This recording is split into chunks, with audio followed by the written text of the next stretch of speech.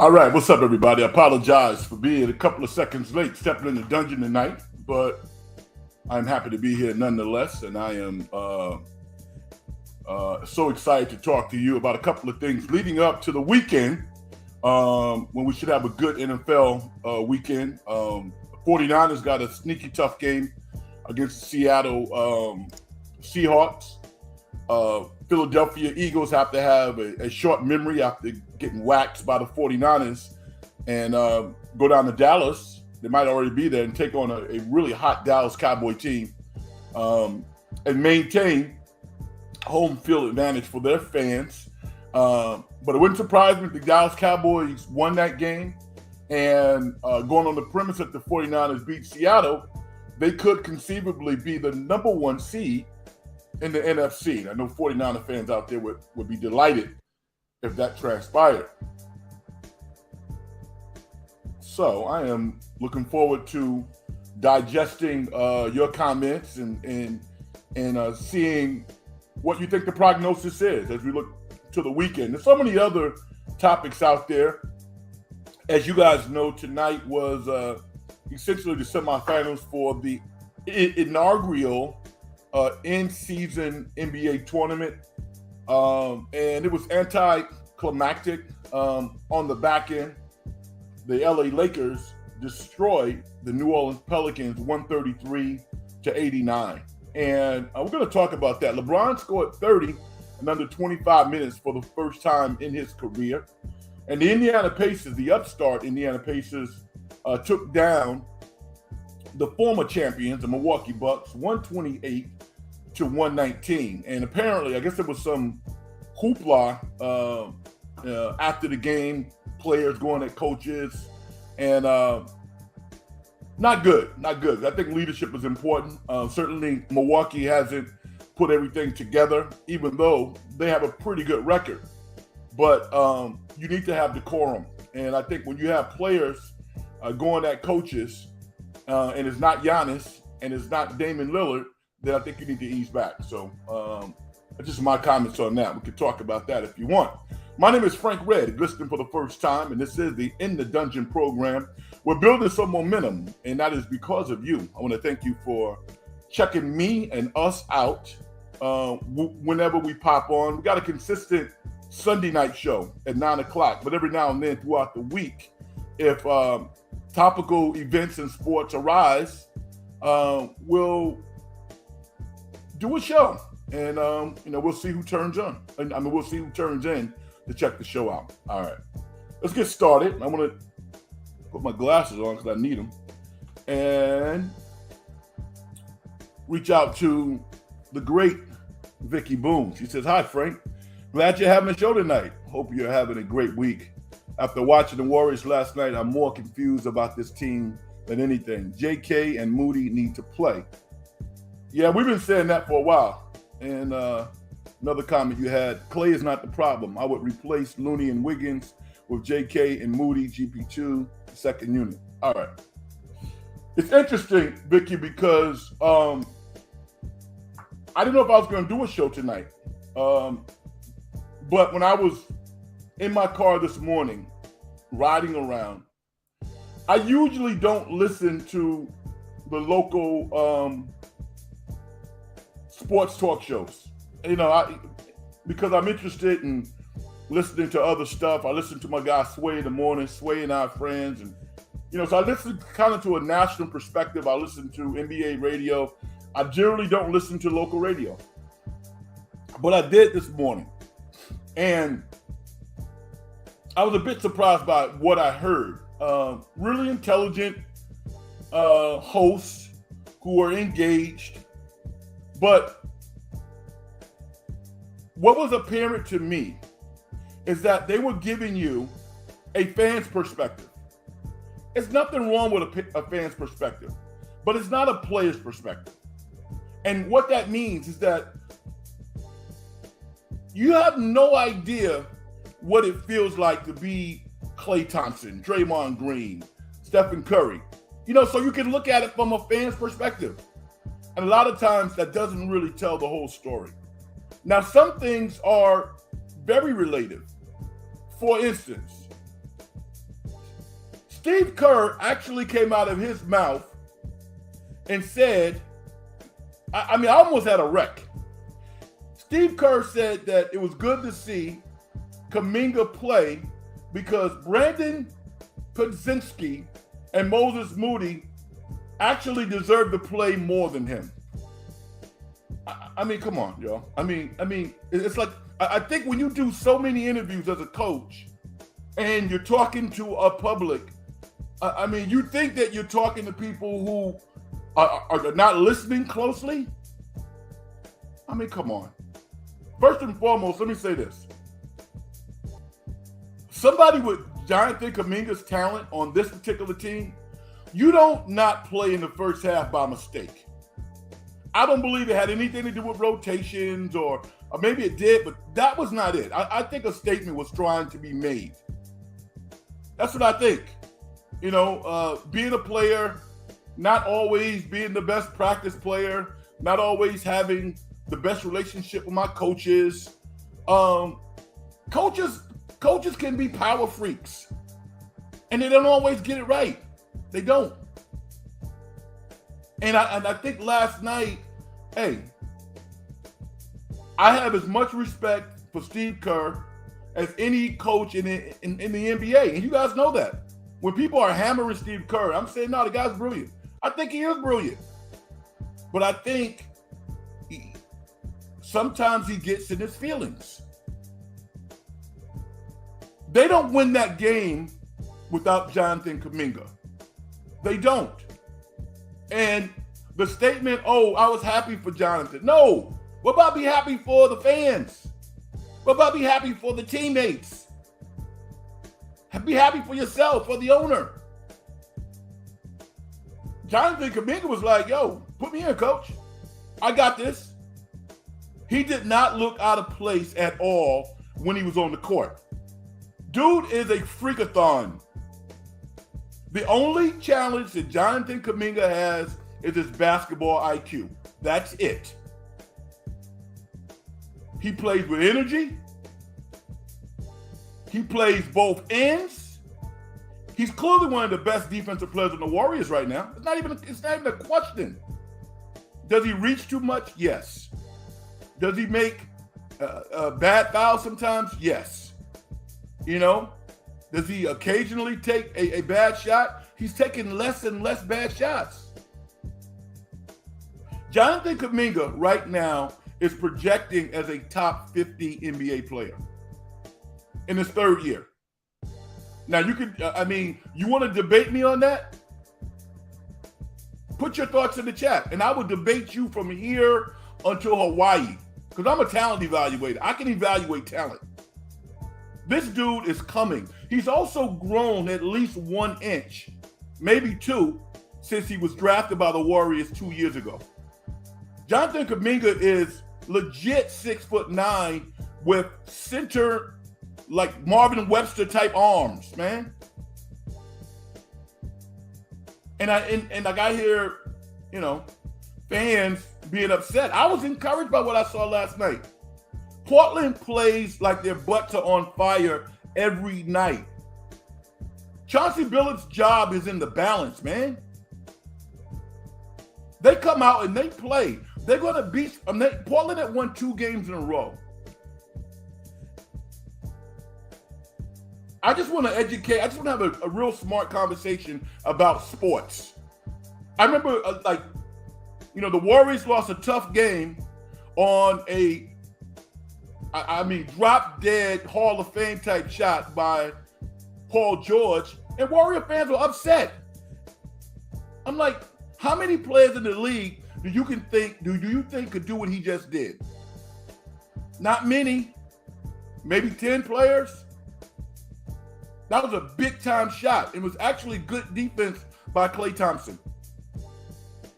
And the fans were upset. Oh, the Warriors can't win on the road. What's wrong with the Warriors? They played a good team. That's all. It's okay. And what did the Clippers do last night? They waxed Denver. This is the NBA. This is a tough-ass league. The Warriors are among of the good teams in the league. It's going to take some time.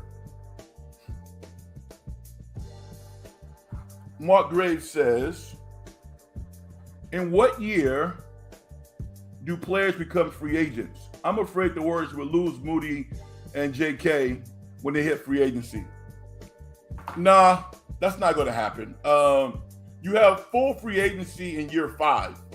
So after 3 years, you are eligible to be extended.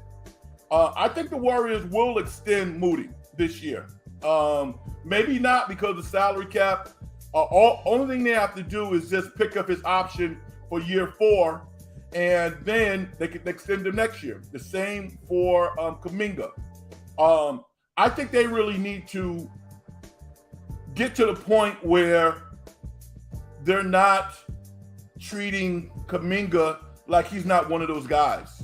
And I think from Kuminga's perspective, he needs to continue along his trajectory and be the player that I think everybody thinks that he can be. And understand that this is a business.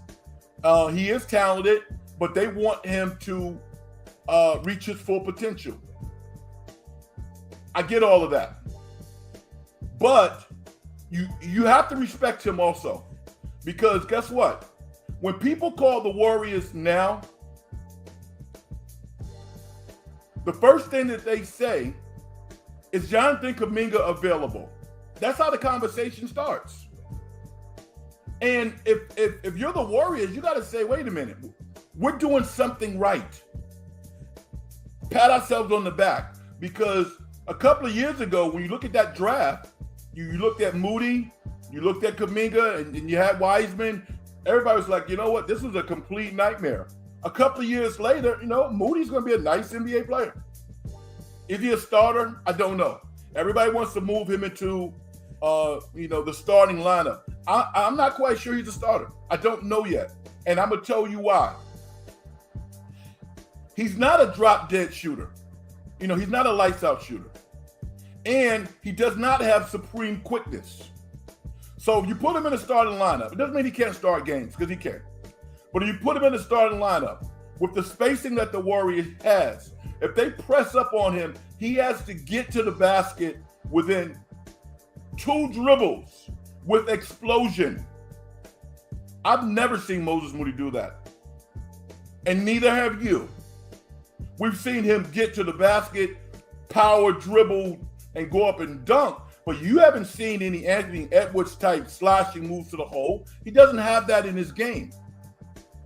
So teams will scout him. They'll put their best defender on him. They'll hedge. They'll run another guy in him. And it would be hard for him because he's not quite a pure shooter yet. I don't know if he'll ever get there. I just know that he is a developing player. And that speaks to another point I'm going to make concerning Klay Thompson. You mean Simons, Mark, right? Simons? Anthony Simons. Yeah, not Simmons, Anthony Simons of Portland. Oh, he's nice, man. I mean, every NBA team has players. Shaedon Sharpe is a flat-out star. Anthony Edwards is a little older, and he's more polished. But I mean, Shaedon Sharpe is from Canada. That dude is an absolute freakazoid. What a player.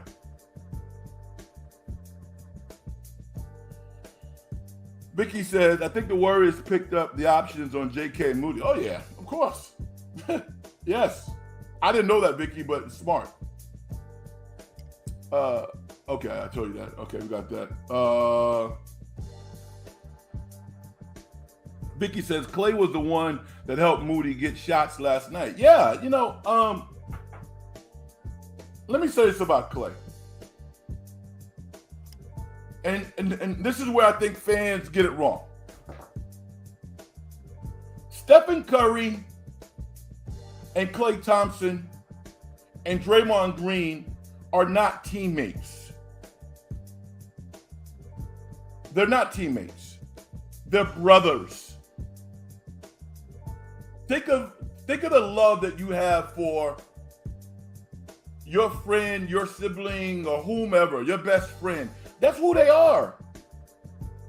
The idea that the Warriors are going to simply just kick Klay Thompson to the side, to the curb, it ain't going to happen. Get used to it. It's not going to happen. And it should not happen. It should not happen. I want you to, I mean, some of the people that I hear talking on the radio or on the internet, I mean, I don't even know how old you are. But I'm going to say, how long have you been a Warrior fan? You think because you've been a Warrior fan for a couple of years, the last decade when they have won multiple championships, you matter? You don't matter. And I know I got people listening here that said, yo, Red, I've been a Warrior fan for 20 years, 30 years. You matter. Know why you matter? Because you've seen the full circle. You've seen this team not make the playoffs for 13, 14 years. Your opinion matters.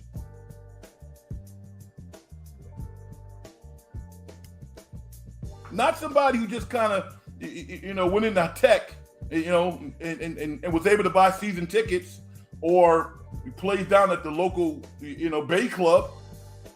Y'all know Klay Thompson. He's not shooting. No, let's get rid of Klay. Let's put Moody in. No, just like Vicky said, do you understand the mentoring process that Klay Thompson has gone through with Moses Moody? 6-7 months ago last summer, when Moses Moody had his nonprofit event in Little Rock, Arkansas, who do you think flew in on a private jet to be there? Klay Thompson was there. He worships a God. He loves a God.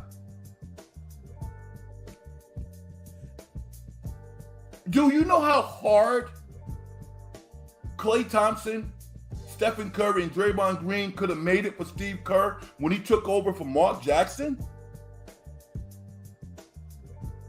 Steve Kerr's brilliant, but the players made him. You think he's not going to be loyal to Klay? Come on. This is the education, this is the conversation that I like to have with sports fans, because you don't hear it on the radio.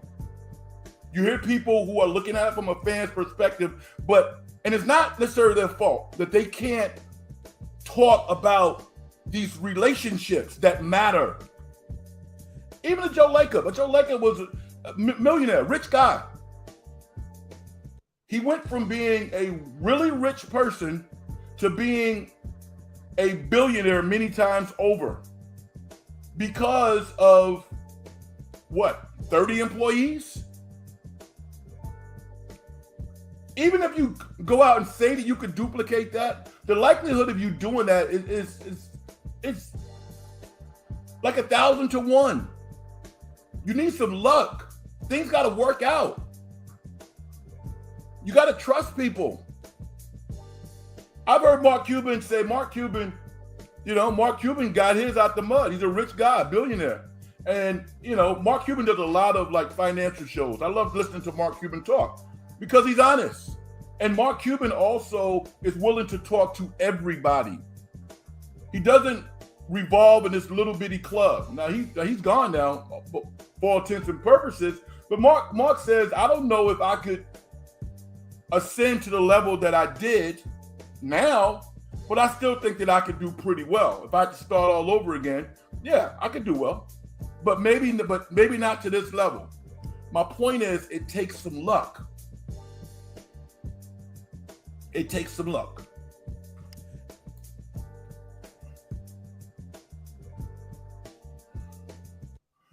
SG, what's up, brother? How you doing?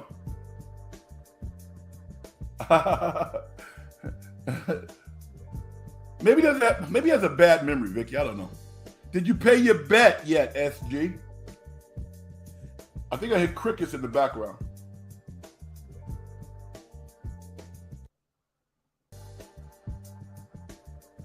Yeah, so I want to talk about what Vicky said, because I believe this is true.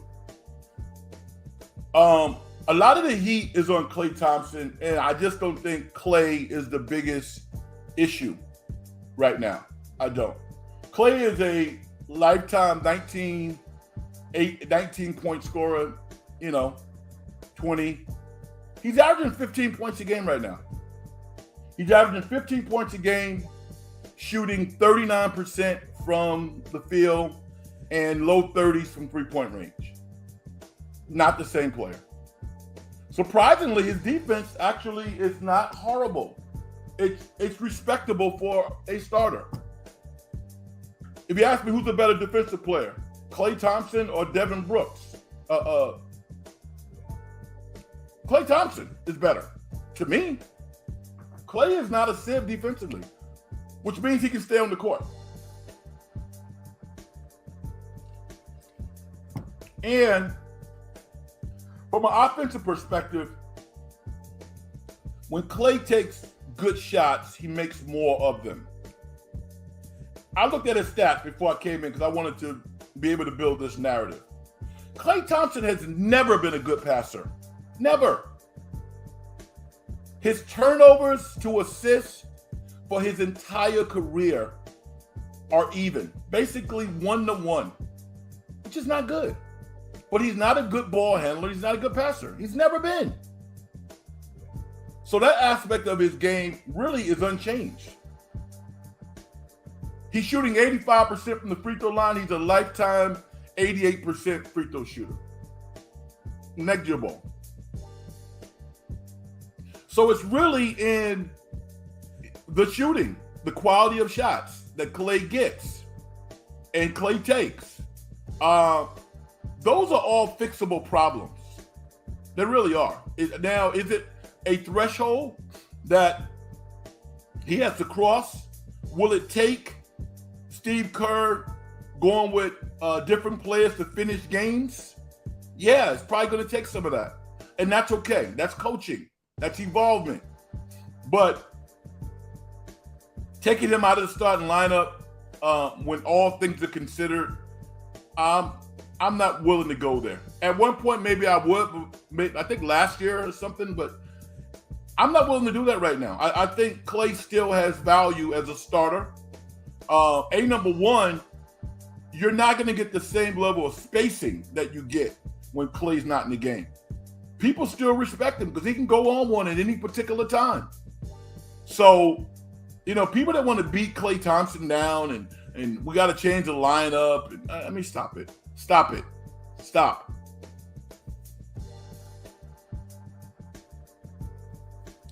Why is Steve set on a 10-man rotation?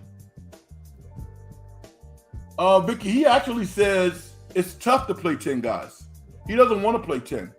And I get it. It's hard playing 10 players, particularly when you have older players.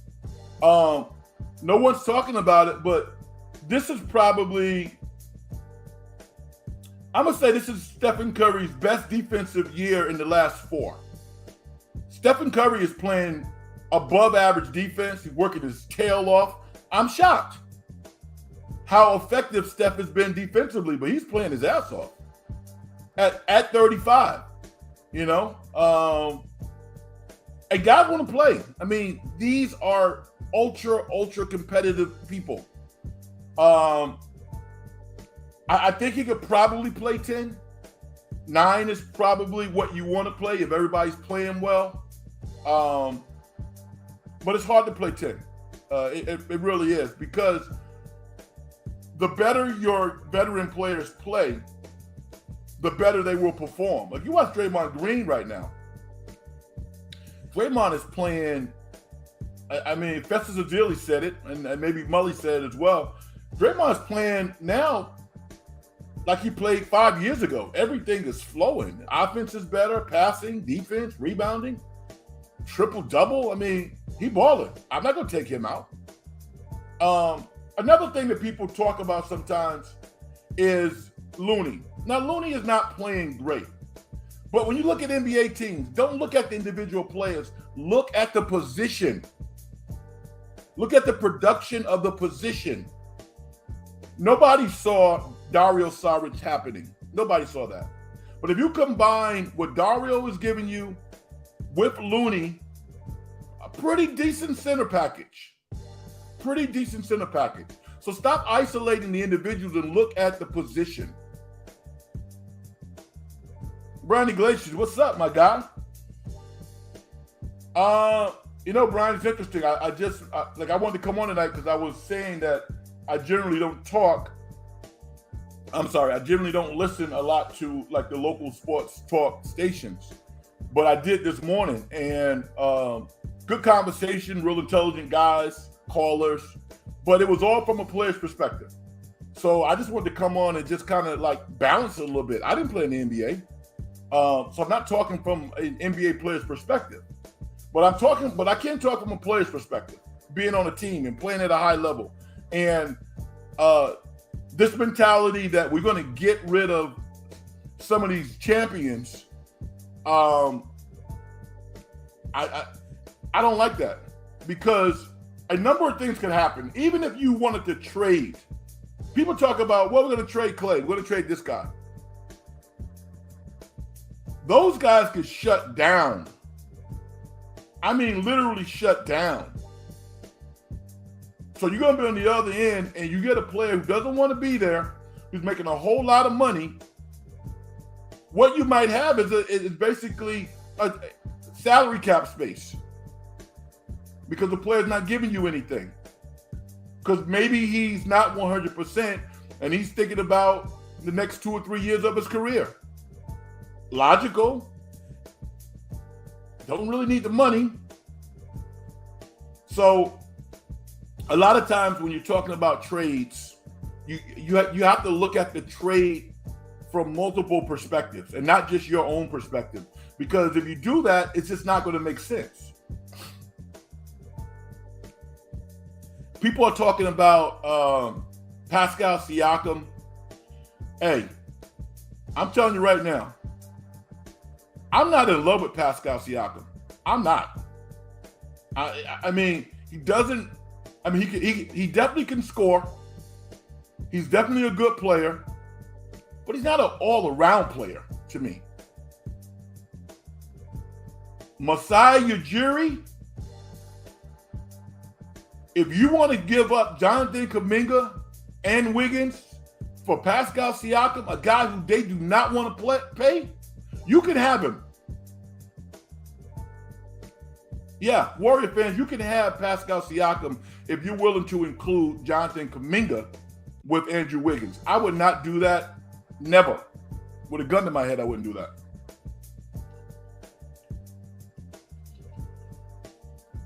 But maybe you evaluate and value Siakam differently than I do. I'm not saying he's not good, but Jonathan Kuminga is showing me some stuff that I hope that I would see. He's turning into a basketball player. Brian, you and I, you know we talk, man. We talk about this all the time. And I'm waiting for you to say, Frank, you're right. I'm starting to see some things from the guy that I like even more. Now, you did that, but you have to be excited about what you saw last night. That was unbelievable, wasn't it? Didn't play the first half. He comes in the third quarter, 6 for 6. That dunk that he had from Draymond, and he didn't make any mistakes. 0. That's what you call flashing on my TV. That's what he did. He flashed on my TV. That was awesome. SG says, hi, Frank. I'm going to the 49ers.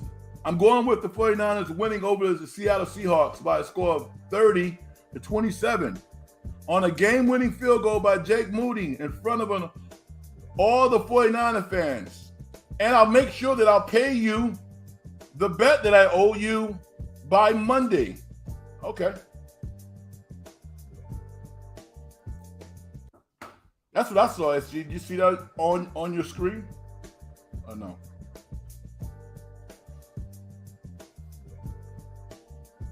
I'm joking with guy. But yeah, I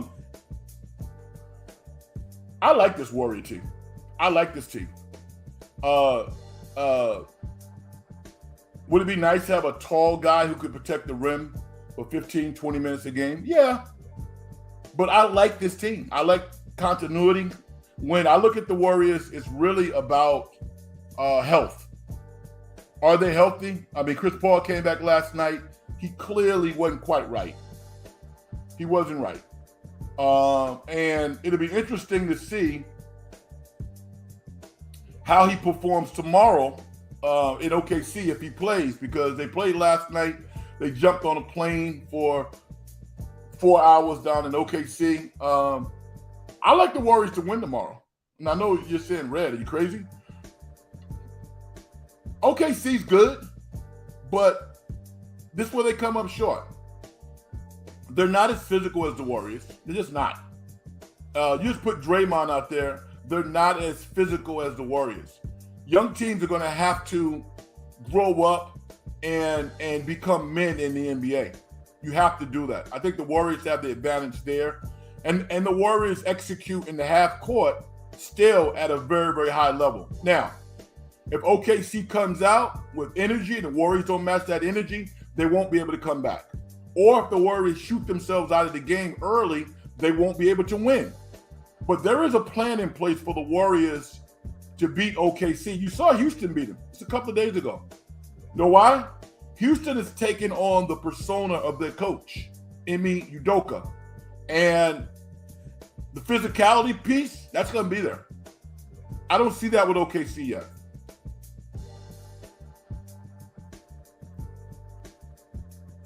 Brian says, Frank, you've always been right, my guy. JK has a lot of talent. That lob from Dre last night was sweet.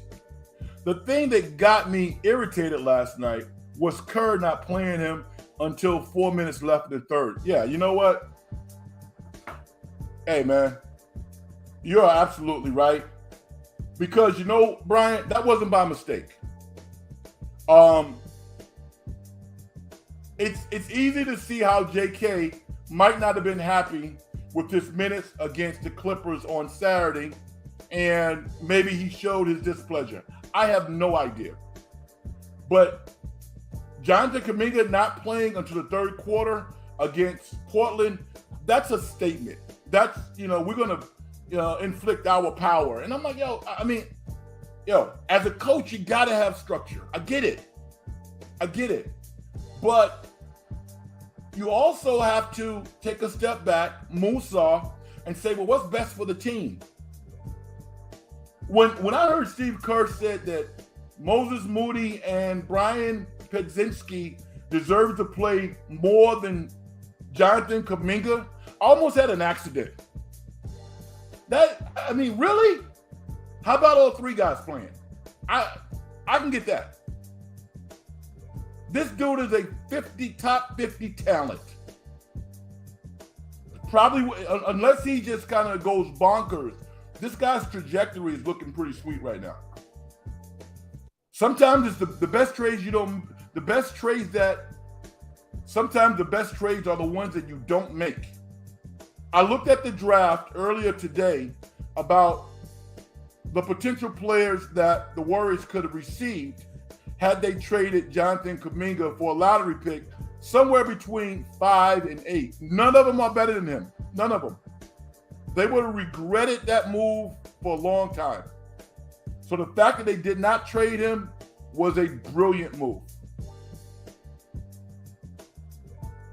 Mark Graves said, would Jalen Duran be a good fit for the Warriors? I don't know. I don't know how high his basketball IQ is. The Warriors run a very sophisticated offense, which is why a lot of former players, and I've said this also, a lot of former players who own networks, they can't stand the Warriors. They hate the Warriors. And they hate the Warriors because the Warriors have been kicking their asses for the past 10 years, running back cuts, screens, running sharp, passing the ball, making the extra pass, do all the things that a lot of players don't like. I don't know if Durant can do that. I will look at Jalen's plus minus, because if he was having that big an impact on the game, Detroit would be winning some games. Jalen Durant I'm sorry, Jalen Duren, right? That's his name. He looks like Chris Webber, but he's not Chris Webber. If Chris Webber was on the team, I'd say, yeah, hell yeah, go get Webb. He was already a Warrior. I like Jalen Duren, but I'm not quite sure that he's a perfect fit for the Warriors, but I do like him. I'm a Warrior fan that absolutely infuriated me because JK is turning into a superstar on the Warriors. Let's not use that word, all right? Stop that. Vicky says the Warriors have 13 guys that can play. How do you play all 13 guys in a game? You don't. And when certain guys signed with the Warriors, they knew they were not going to play consistently, but they would get their opportunities. Everybody gets their opportunity. The season's so long, everybody gets an opportunity. JK reminds me of Godzilla, who is that big towering figure who will terrify any opponents that he is facing. Okay, so I wouldn't go that far. But I really like what I see. And again, I think most of us have always said that Kuminga has tremendous athleticism, but what's been most impressive is his basketball IQ is growing. And the only way that it wouldn't grow is if he was defiant, because he not only is playing for a very smart coaching staff, but some of the smartest players in the history of basketball are his teammates. So imagine playing with this group and then getting rid of Jordan Poole and replacing him with Chris Paul. I mean, listen, J. Kidd did it.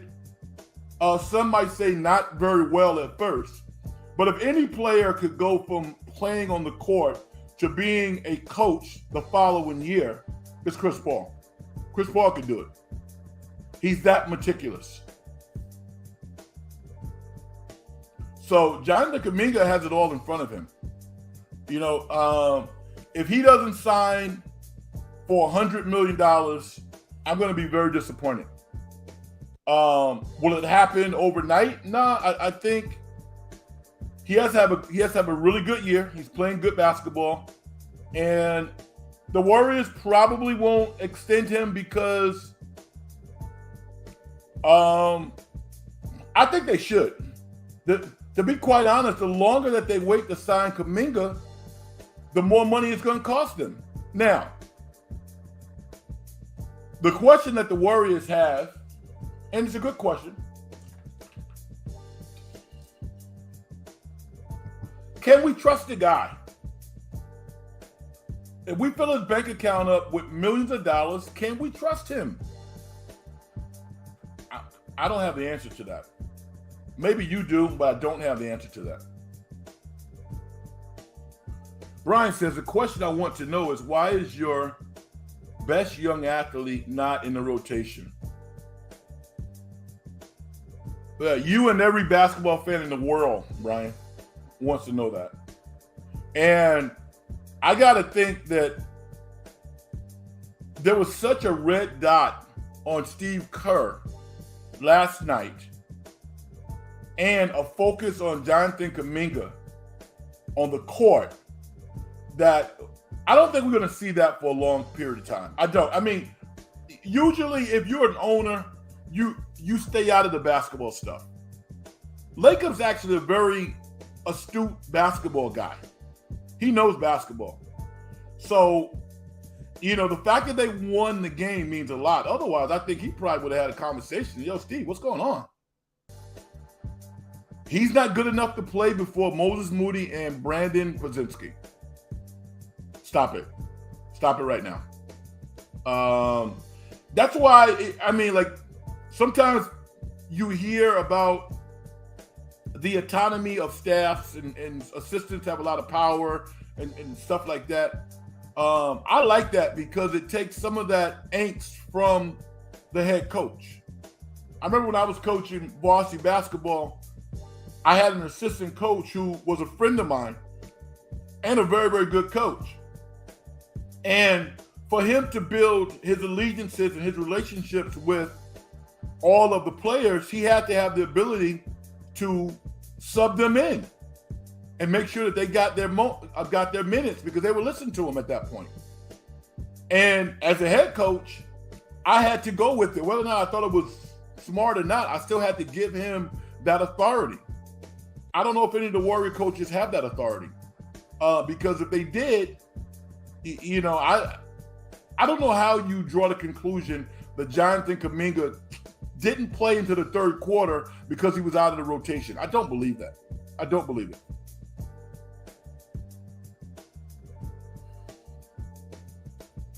Vicky says Joe is hands-on. Yeah, he is hands-on. He comes in the locker room. I remember one time when I was in the locker room when Mark Jackson was the coach, Joe came in there. So, but I think he obviously respects Steve, and it's Steve's show. But you always got to get better, man. You always have to get better. And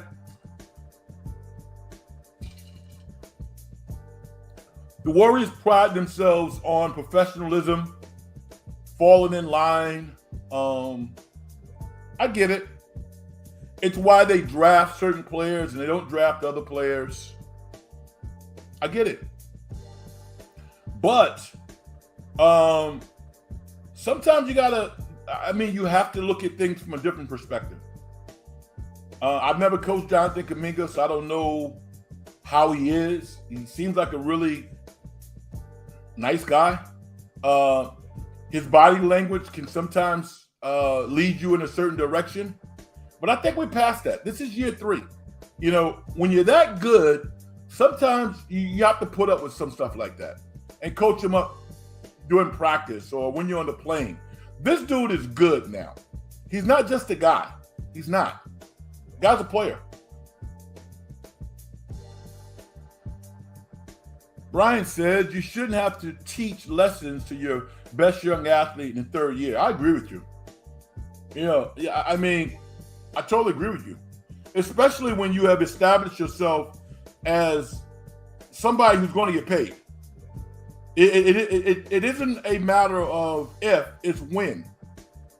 If the Warriors trade Kuminga, he's getting paid. I think he's a $100 million guy because somebody has to run up and down the court. And at some point, all these great players will retire and the money's still going to be there. SG says Jonathan Kuminga should be one of the 8 contestants to compete in the 2004 Starry 3-point. Stop it. I'm not going to read that. Come on, man. Stop. Why? How about, be a legitimate NBA player first? Maybe a starter. I could even see a scenario. Do you guys think that Andrew Wiggins could play off the bench for the Warriors and Kuminga could start next year? Andrew Wiggins, I don't think he's a hard trade. I think you can trade the guy. I don't want to trade him. I want him to play his best basketball. Because at his salary slot right now, if he's playing really good basketball, he puts the Warriors in a really, really good situation because their younger players are getting better.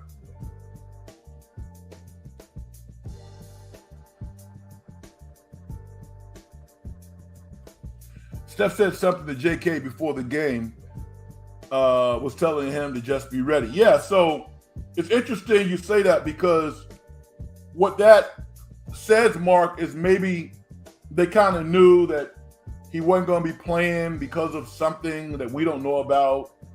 I don't think it's absurd to follow that realm of thinking. But, maybe at halftime or maybe at some point, Steph said, yo, Coach Kerr, you might want to give JK an opportunity to see how he does. He was ready. He was ready before I don't know if it was a national broadcast, but a lot of people saw Jonathan Kuminga play last night and they said, wow, I didn't know he could do that.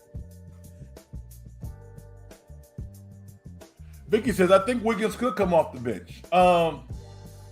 Yeah, that would be a natural transition to give Jonathan Kuminga more time. I actually saw a lineup out there that it got me excited when Kuminga and Wiggins was on the court at the same time. It was Wiggins, Kuminga, I think Draymond was out there. Maybe Chris Paul and Stephen Curry was out there. RC Rules, what's up? I really enjoy your commentary. Thank you for stepping in, man. One of the most numbing conversations to me is to hear people talk about the Warriors like they're dead, like this team sucks. I'm like, really? The Warriors are 10-11. The coaching staff cost them 2 games this year, and it happens. The coaching staff cost them 2 games. The Warriors should be, what is that? The 10-11. It should be 12-9.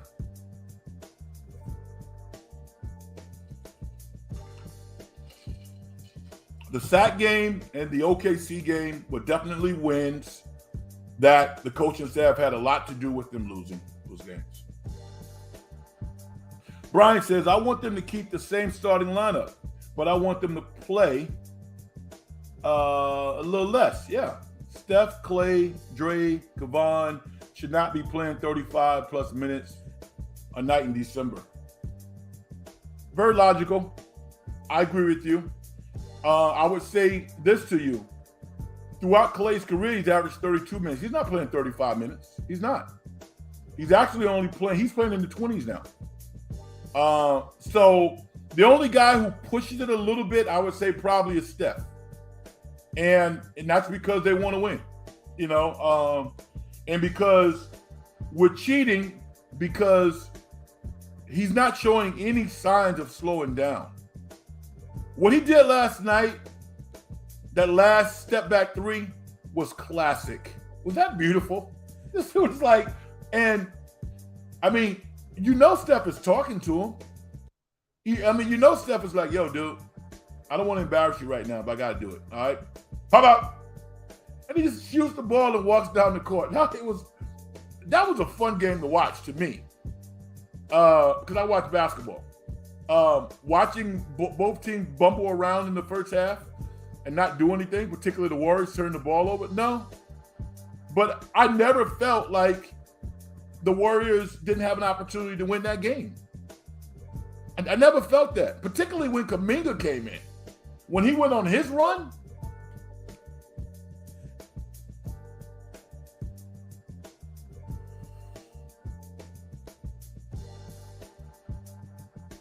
Vicky says, I don't like the Steph and CP3 should be on. You think they should be on the court together, Vicky, or not? I'm not quite sure where your point. I like them playing together at times, but maybe you don't. I'm not quite sure your point. I just like this team.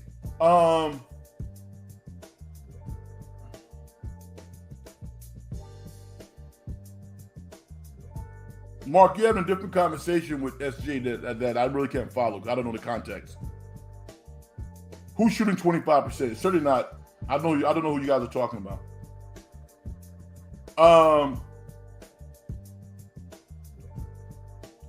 Yeah, I mean, I like the team. I think that sometimes the narratives can get carried away. I mean, you know,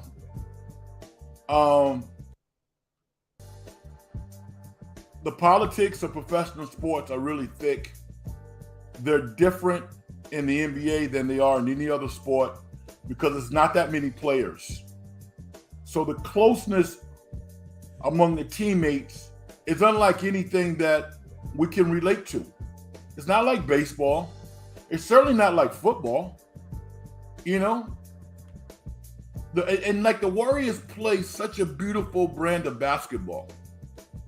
So beautiful to watch.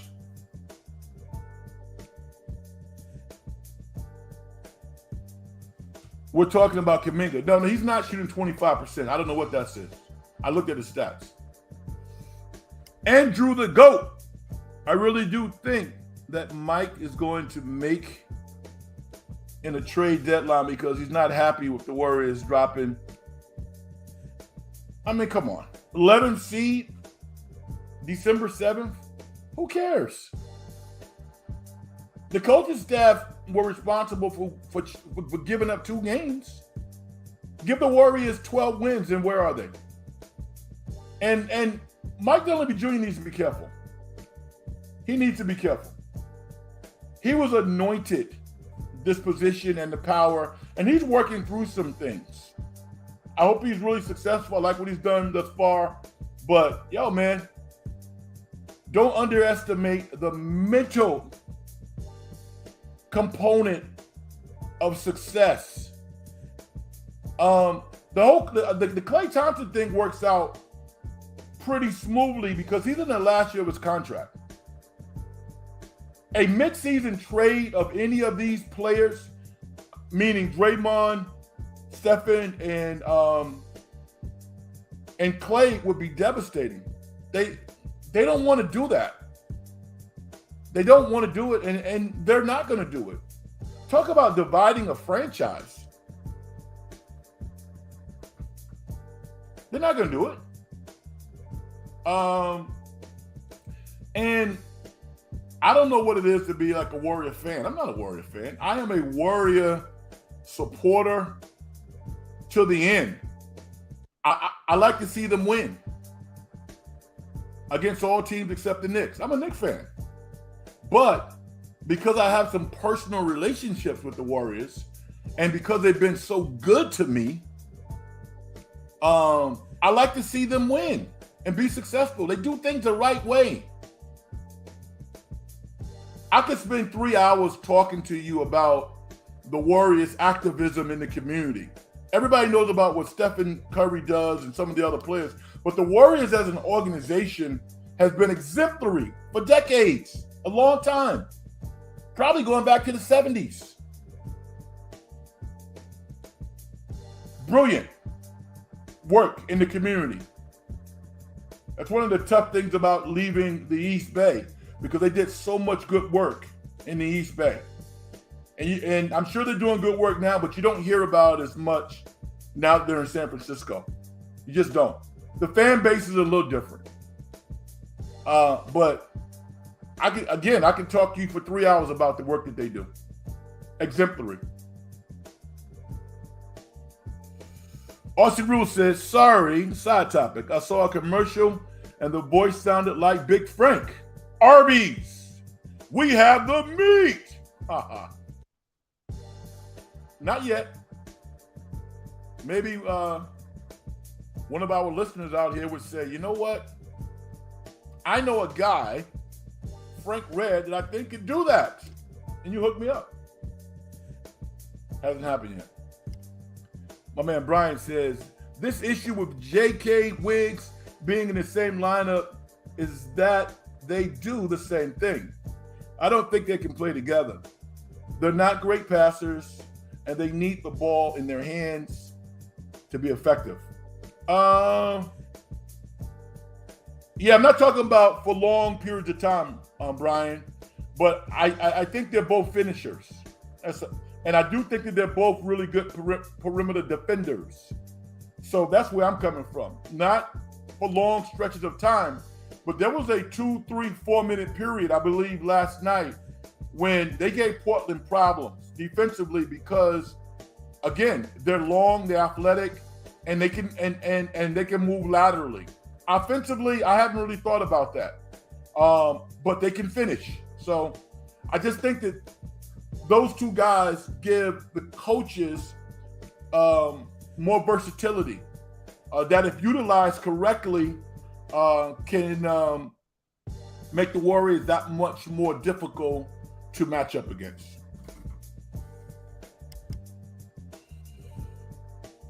Andrew says, to be honest, watching the Warriors games as a Warriors fan, the lack of size really shows. Yeah, it does. It does. But what are you going to do? There's nothing you can do about it.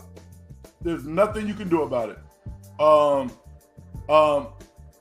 It's funny, though, when you say that, Andrew, because every time I see Draymond Green going up for a rebound against somebody taller, I see Draymond coming down with the ball.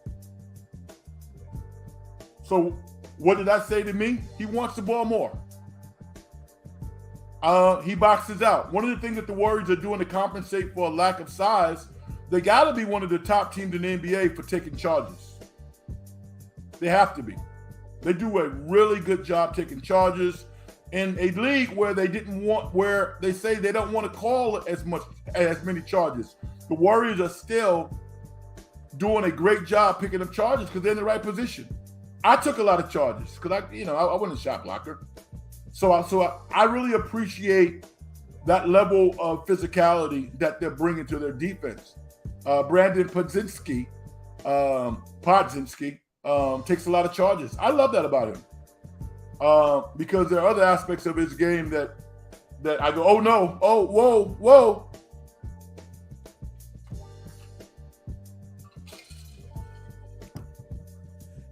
Talk about big rocks, though. Give it up to the kid. That shot that he hit last night, the sidestep 26-footer from the top of the key moon ball that went straight bottom. You saw the expression on Stephen Curry's face. No one in the world thought he was gonna make it. He took the shot and he made it. That was a key basket too. I mean, gotta admire the guy's courage, man. I mean, his game is a little wonky. I'm on board. He surprised the hell out of me. But his toughness, his basketball IQ, and his belief in himself, can't doubt that, man. And that's what the NBA is all about. Gotta love it.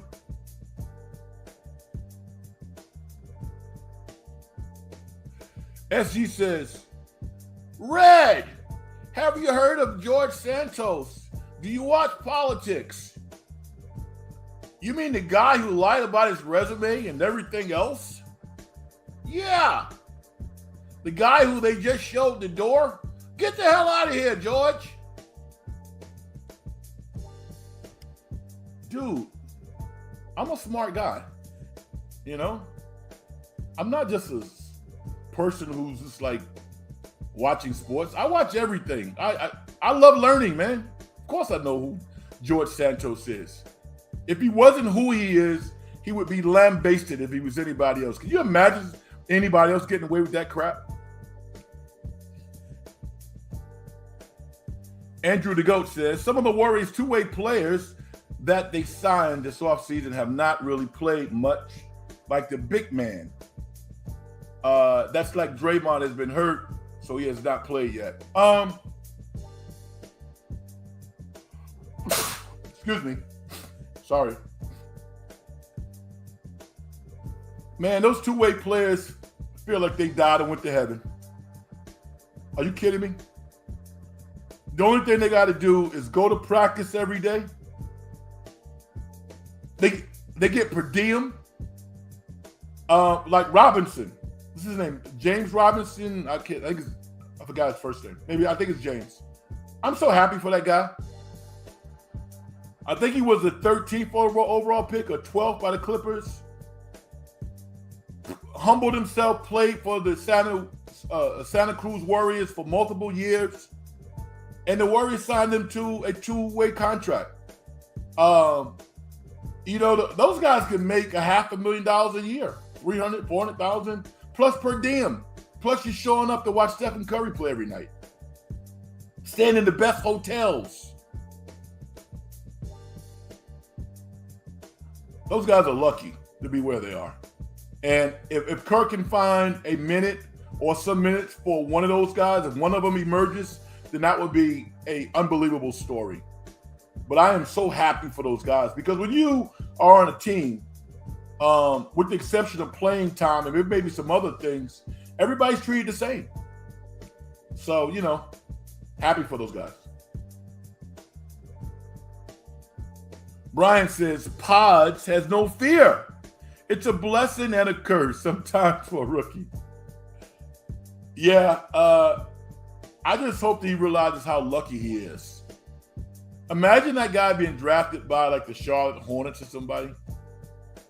He could be buried on the bench, never to be found again.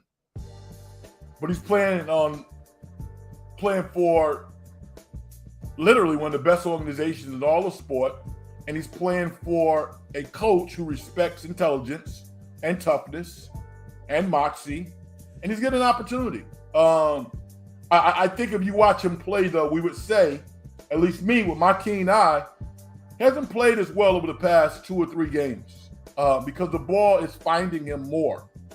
He did make a big shot last night that put them in a position to win. But skill development is going to be his biggest challenge. And I don't have any reason to think that he can't overcome it now. This guy's a hard worker. I want to see Lester Quinones play in some games. He has to show me more, Andrew, and I'm going to tell you what I mean. Like, and it disappoints me because he's a New York kid from Queens. Too much dribbling. You know, when the ball finds him, he needs to resemble Moses Moody. His feet needs to be set, and he's ready to shoot, and he puts the ball through the basket. That's what he has to do if he's going to have an NBA career. Or hard drive to the basket, finish over the top of somebody, get fouled, 4-and-1. A lot of times, Lester Quinones wants to go into his dribble package. That doesn't work in the NBA. The talent is too good. If the ball finds you as a 3rd, 4th, and 5th option, the first 3 guys are not open. So you better have your feet set and ready to shoot and put the ball in the basket. He hasn't shown he can do that yet. Not consistently. His form is not great. I'm rooting for him, but I don't see where he's ready yet to do that. And he's not a great defender. You know, he's not like Juan Toscano Anderson, who couldn't shoot, but Juan was such a dominant defender, Kerr had to find a way to play him. So I think Lester will get an opportunity, and then you and I and others will have a chance to see his level of development, because you know in practice right now, the things that I'm talking about is what he's working on a daily basis.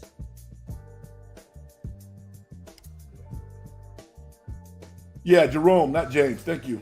Yes. Jerome Robinson. Like him. Liked him at BC. And I thought he had a chance to be a pretty good pro. As it turns out, he really couldn't shoot the ball that well, which is surprising because he made some shots at BC. And I also think that defensively he was a mess. And I think Doc Rivers was the coach at that point. And if you don't play defense as a rookie and you're taking shots and you're shooting a low percentage, they bury you. He was drafted before Shea Gill Alexander.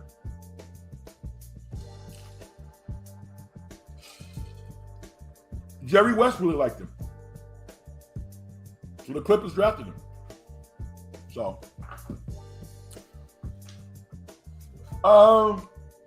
if I was a betting person, I wouldn't bet the Warriors tomorrow. But as a basketball observer, I like the Warriors' chances tomorrow. I really do. I love the depth that they're playing with. I think that loss to OKC at home stings a little bit, maybe a lot, and they want some get back.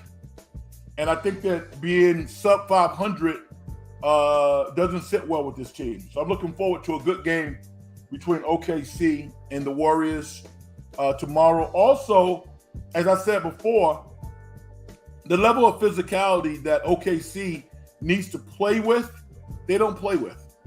And that's why teams like the Lakers look like a championship caliber team because they just got that old mentality, you know? They lean on you, they foul you, and then they got a superstar in LeBron James and a big-time star in Anthony Davis. I'm going to say this. This is not hyperbole. I think LeBron James is playing as well right now as he played in the last 5 years. His decision making is just on another level. And his shooting has improved. Dude scored 30 points in 25 minutes tonight.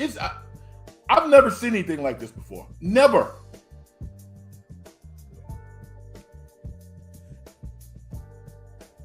Andrew the Goat says Lester Quinones has been balling out in the Warriors G League. Yeah, that's what I'm saying. I would have to watch him play. I'm probably going to go down to a game because I need to evaluate some of those guys. Lester Quinones is a high-level player. But is he a legit NBA player? I don't know. Again, Andrew, what I want you to do, and you could get back to me and let me know if you see him play. His catching and shooting game needs to be a priority. You don't get a chance to dribble around the perimeter in the NBA and then go in and throw something up. You can't do that. You got literally, when the ball finds you, you got like 1 or 2 seconds to make a decision on what you have to do. And when you go up, the ball got to go in. Just like an Eric Gordon. Eric Gordon has been playing in the league now for 16, 17 years. He can still catch and shoot and put that ball in the basket. Kyle Korver, those types of players. That's what Lester Quinones needs to become if he wants to be a legit NBA player. Because he has the physicality, he has the talent, but the ball has to go down. SG says San Jose State Spartans are facing off against Santa Clara Broncos, the former team of Brandon Podziemski. And that's going to be a really fun game to watch. And I hope San Jose. Is it on television? I actually coached a couple of kids this past summer on San Jose State. I was on a staff that featured a couple of those players. The European point guard that they have on San Jose State, tough. Good player, tough. And they got another kid too, about 6'7", 6'8". I don't remember his name, but I coached those kids a couple of times last summer. Good players, very good. Good kids too.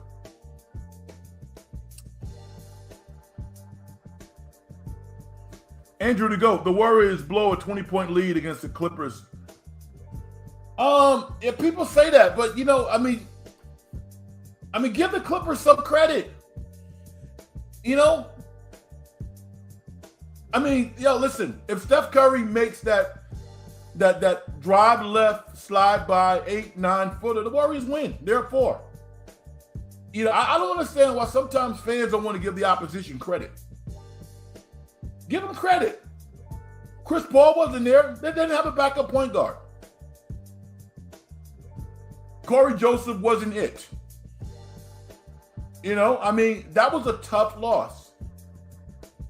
Hopefully you've had the opportunity to win some of those games, because you win some of those games and you lose some of them. Give Paul George some credit. A 26, 27-foot snatchback against good defense by Clay. Bottom. Come on, Andrew. If Paul George misses that shot, the Warriors win.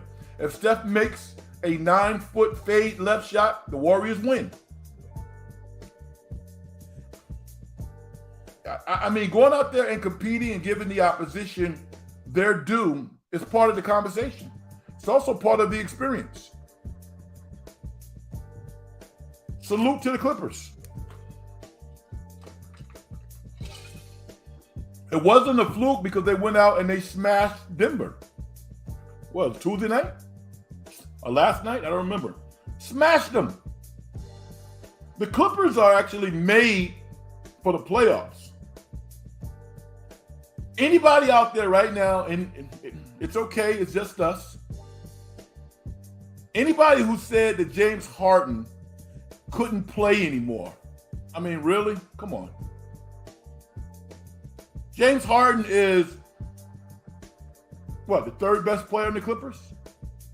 Looking real good right now. If you're Steve Ballmer, I would sign James Harden next year. No problem. No problem. I wouldn't give him more than 3 years, but I would sign him 3 years, $100 million, no problem. The guy can play. If I'm San Antonio, I pay Harden $40 million a year. Can you imagine James Harden on San Antonio with Victor and the rest of those auxiliary pieces that they have? They'll be in the playoffs next year. And James Harden be a hero in San Antonio.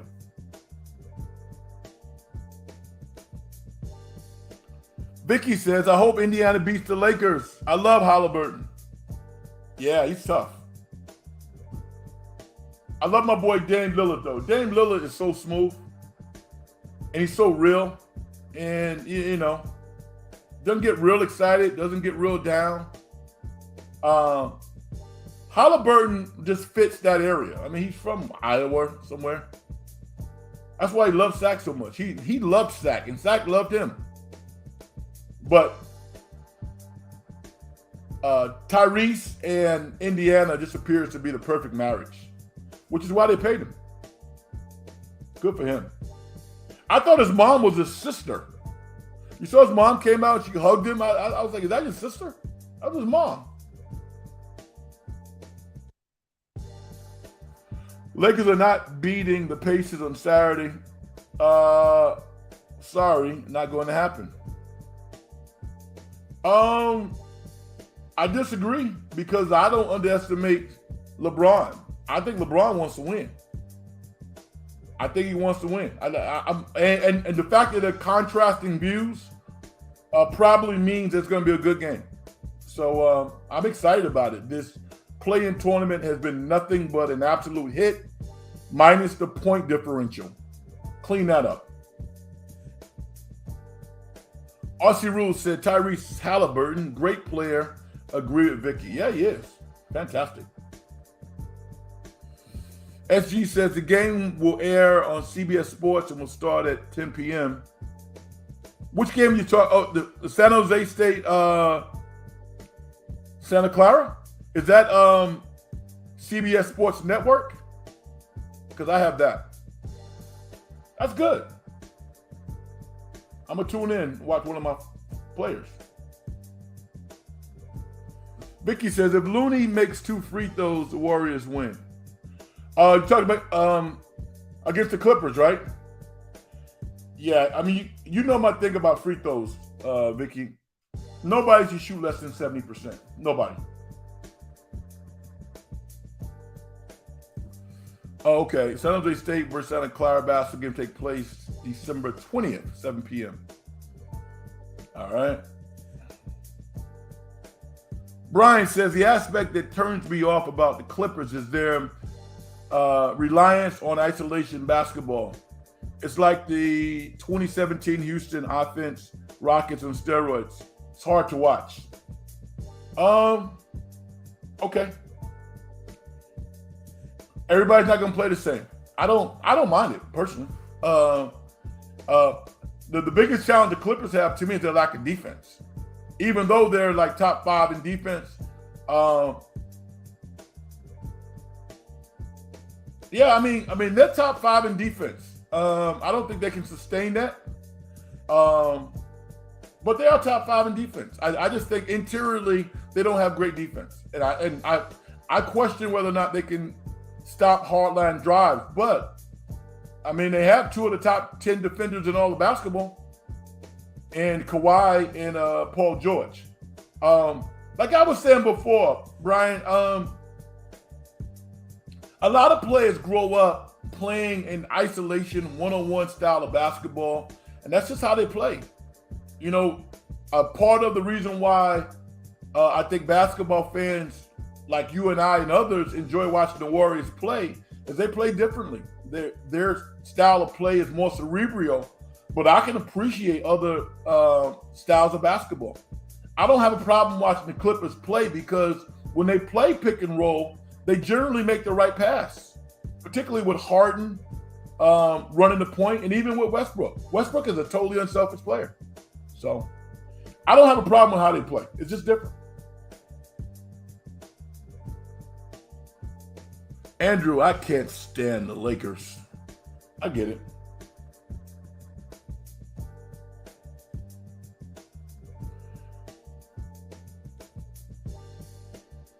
I'm going to sneak in another topic, spend a couple of minutes on it. We got about 15 more minutes. And that is, it would be funny if it wasn't sad. Zion Williamson, New Orleans needs to do what's best for him and the NBA and trade that guy. Listen.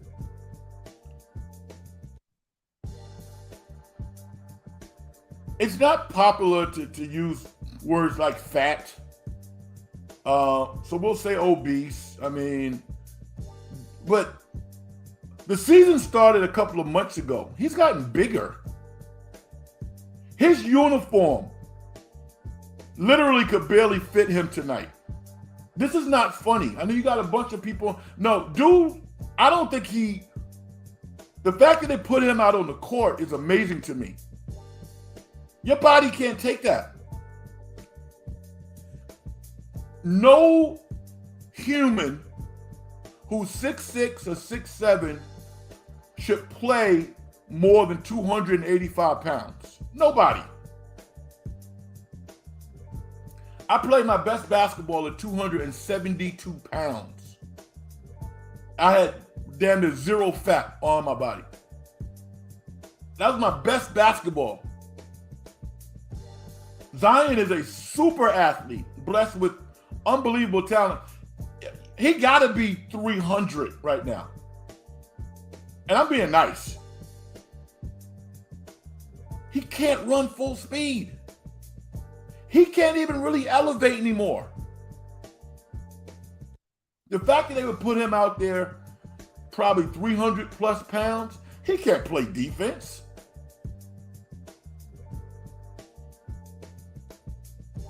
The only way that he can be saved to me is if they trade him to Miami. If they trade him to Miami,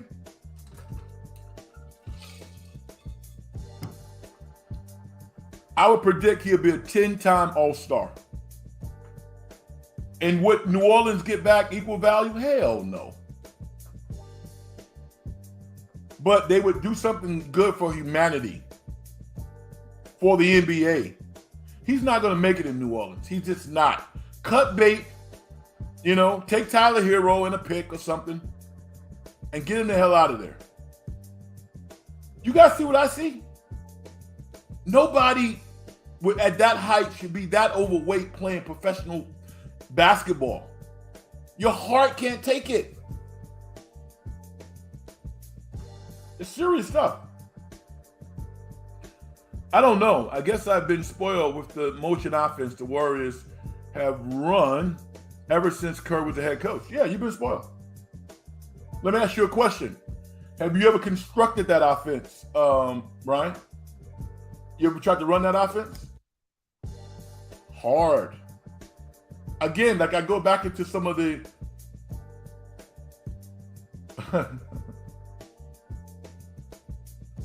Zion needs to lay off the gumbo. Yeah, man. Yes. We all love gumbo. Vicky says, it's so sad what's happened to him. He could be a great basketball player. It's just, it is sad. It's not only sad, Vicky. I think it's dangerous. I think it is absolutely dangerous. Because he doesn't know his limitations. He feels his limitations. But you know what? I mean, the guy was blessed with the ability to jump up in the air 45 inches. Normal human beings can't do that. He got to get in shape. Zion Williams literally could be 270. I'll give him 280, 275. I mean, can you imagine? He would be like a silverback. At 275, he would be like a silverback. Literally jumping 50 inches in the air. With that level of power. But I'm not wearing him before games, but my eyes tell me that he's at least 300, probably more. You know how hard it is to jump in the air and lift up 300 pounds? 10 feet in the air consistently and then run up and down the court, where your heart is the channel for pumping all of your blood. I don't like it. During my playing days, I've never been a ball handler, being a center. Okay. I just appreciate passing, setting screens, and moving without the ball more than others. I dig it. And what I keep saying to you, Brian, is that it's hard. It's hard to teach. It's hard to do. And I mean, look at where Stephen Curry played. He played at Davidson. His head coach, I know his head coach, Bob McKillop, Hall of Fame. Bob McKillop was a high school coach out in Long Island when I was out there. I mean, I played against his team. Great coach. Always been cerebral. Klay Thompson, Washington State. You know? Did Klay play for the former Wisconsin coach or his son? What does dad play? I mean, smart. Klay's smart, man. Draymond Green played for Izzo. The things that Draymond Green that's doing in the NBA, he did at Michigan State. He basically ran Michigan State's offense.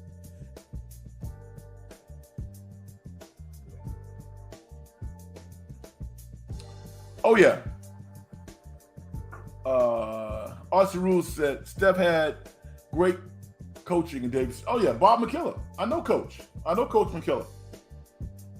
Quick story about Coach McKillop. I was mentoring a kid in my neighborhood, and Bob McKillop actually gave him an opportunity to come play for him at Long Island Lutheran. Carmelo Anthony's kid right now plays at Long Island Lutheran. Big time high school. Bill Winnington, former Chicago Bulls, played at Long Island Lutheran. A lot of great players. And so I always have a special place for Coach McKillop because he helped a lot of kids, man. He helped a lot of kids.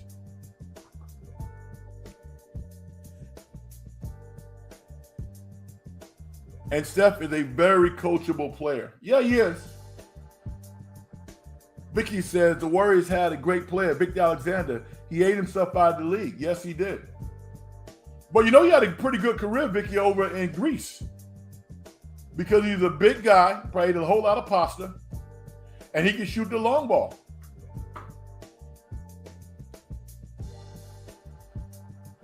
Brian says, I know it's hard, but you think the top 1% of the basketball players should be able to run some variation of the motion offense. I'm sorry, but isolation basketball, every possession, is not appealing.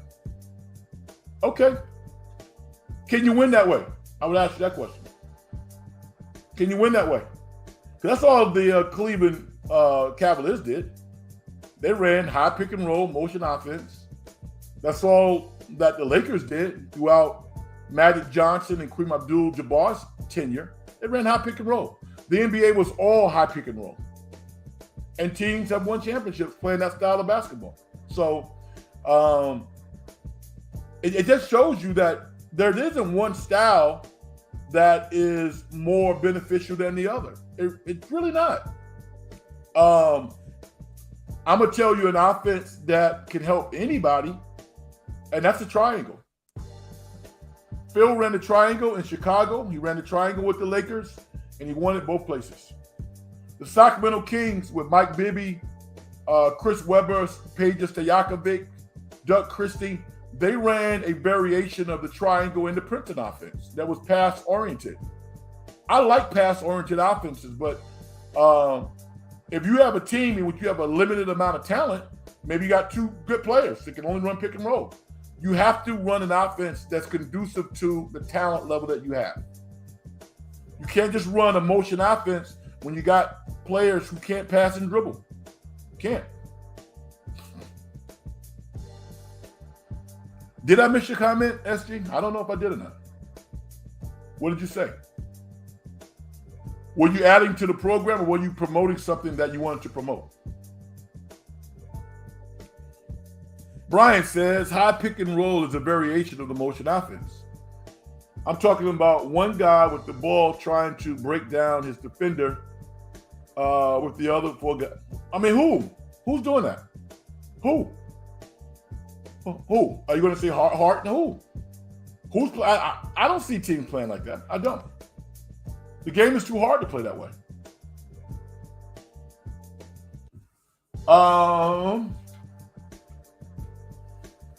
Do the 49ers have anything to worry about against Seattle? Or am I just drawing straws, looking for something to talk about?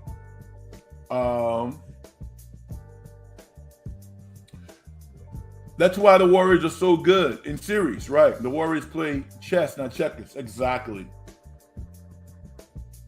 Vicky, you know a lot about basketball. I'll tell you that, and probably sports in general. You are absolutely right. The reason why the Warriors generally win series is because the motion offense gives you opportunities to adjust in ways that high pick and roll doesn't give you as many. But you can still win. The Cleveland Cavaliers beat the Warriors running high pick and roll offense. Yeah, I thought you were going to say James Harden. Kawhi's won 2 championships. I mean, the Raptors basically, they gave the ball to they gave the ball to Kawhi and said move and told everybody else to move out the way. And he did his thing and they won. Paul George is kind of a one-on-one player that could do a whole lot more. And I think he proves that whenever he plays on those USA teams, he fits in perfectly. So he's just been in those systems. And James Harden has led the NBA multiple times in assists. So, I mean, he's passing the ball to somebody effectively.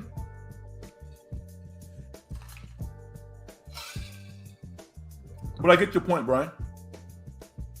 And I'd love to go back and forth with you. So we do that.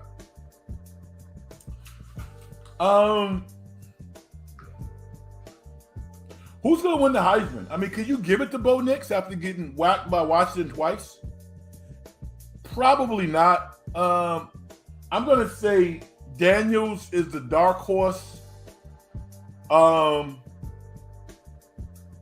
Marvin Harrison Jr. I don't know who's going to win. You guys have any ideas? Conventional wisdom would say that Michael Penix Jr. would win because he's won the most pivotal games. But is he the best player out of those 4? I don't know about that. I usually don't get that emotional about sports. But watching the Steelers play tonight and losing against New England really hurt. Because I'm such a Mike Tomlin guy. And I've never seen Pittsburgh look so bewildered. Mitchell Trubisky, former first-round pick out of North Carolina.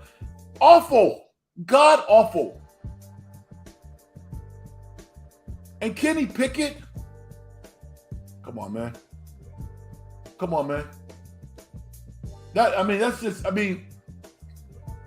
You saw the Pittsburgh Steelers wide receivers expressing their displeasure during the game. The running backs, they got to run through 9 players at the line of scrimmage. Ain't no holes there. Can you imagine the chaos in the locker room? This team is on the cusp of not even being in the playoffs now. It was 7-4. Terrible. Vicky says, no, the 49ers have nothing to worry about. That jerk coach will leave after the game with a sad face. All right. I'm not going to tell you no. The majority of their offense possessions result in isolation offense. I was getting bored last Saturday when the Clippers were trying to go hero ball in the first quarter. Yeah, give them some credit, Brian. They did win the game, right? They did win.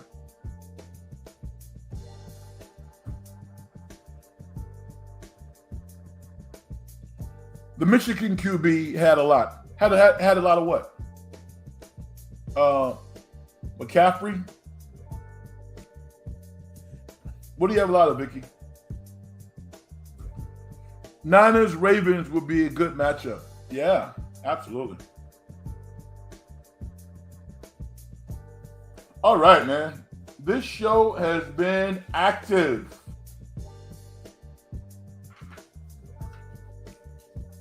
And it's because of you. Not because of me, it's because of you. Thank you for stepping in the dungeon. I really appreciate y'all. I might sneak on tomorrow after the Warriors game. We'll see how things evolve. Definitely do a show on Sunday night, but maybe I'll do one tomorrow, depending upon how the game shakes out. All right. Let me get Brian in here before us. We get Vicky. Vicky says the Michigan quarterback has played great this year. He deserves a Heisman. Yeah, I mean, I like McCaffrey, but I think his numbers didn't match up against the Bo Nixes of the world and the Pennant Juniors and certainly Daniels. Good player, though. Maybe it won a national championship. Brian says they did win. PG made a big shot, but it's just not the way I was raised to play. And I don't think it's the right way to play. I respect it. Jay-Z got a song. It's called Where I'm From. I love that song. And Jay-Z to me there's nobody better than Jay-Z. You might have a favorite, but in terms of skill level, oh my God. I probably rather listen to more Nas. I can pick out more Nas songs I want to listen to. But skill level, Jay-Z is unbelievable. But before the song Where I'm From comes on, Jay-Z goes like this. Check this here. All right, check this here. I'm getting ready to spit.